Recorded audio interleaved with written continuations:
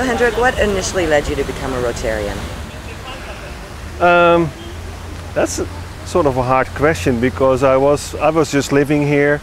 My neighbor was a good friend of mine, and he said, you know, he was a Rotarian, and one day he said, you know what, why don't you come along to the meetings? So he kind of did it in a way that you introduce new Rotarians to the club. He brought me along, I liked it. I wanted to get more involved in community work and whatnot, and Rotary appeared to be a very good avenue. This was back in 1994, and I became member at Rotary Central, and forever it has just been a very nice ride actually. Rotary is such a positive and good organization. I continue to enjoy it. So what was the motivation to go further with Rotary and become president in 2006 and 2007? I kind of grew into the organization, and because Rotary is so diverse, I think it works different ways. There is a lot of room there for personal development.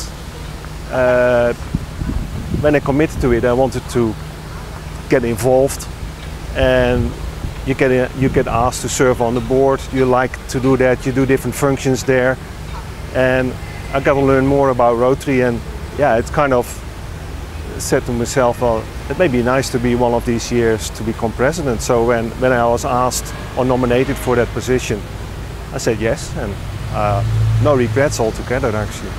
So working side by side with Alistair, who's the DG at that time, did that help you grow into your presidential role? Well, the preparation to become a president or to take that role is basically you serve for a number of years on the board in various roles, and then you get to understand the working of Rotary. Usually you're very well prepared, because we see that at our club we have not had nothing but good presidents, and there is a very good system in preparing you for these functions. You go to a district conference where you will get some specific training. You plan your year with your board. You start with that half a year before, so you kind of everything by the day that the 1st of July when you officially become president, everything is there and everything is in place, and you just work on executing your plan. An extra dimension, it was indeed that Alistair was our district governor for that year, and it made it even more fun, I think, because all the Rotarians towards the end of the year they come here for the district conference, and there's a lot of excitement when such a conference happens in your own country.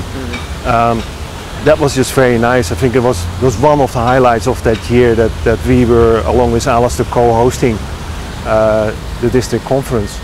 Personally, I didn't do much for that conference other than showing up and saying a few things here and there, but Alistair had a very solid team put together, and it was just, actually it was a big encouragement to have him as our district governor, and he was special because he was our first president of the club, so the club bears a lot of his signature, or whatever you want to call that. So yeah, it was just great.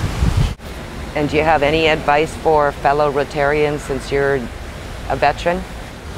I think that it was when the very beginning, and Carl Brown, my neighbor, he got me into Rotary. Carl is Hazel's husband, yeah?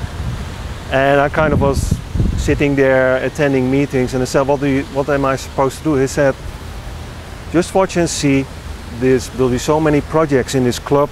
If there's something you like, just pitch in. Come and join it. You don't have to do everything, nobody expects you to do that, but there are so many different activities in our community. Just pick and choose the subjects that you like, and I think that continues to be my advice for young and old Rotarians. I mean, just pick something you like, and it will work. Thank you, Hendrik.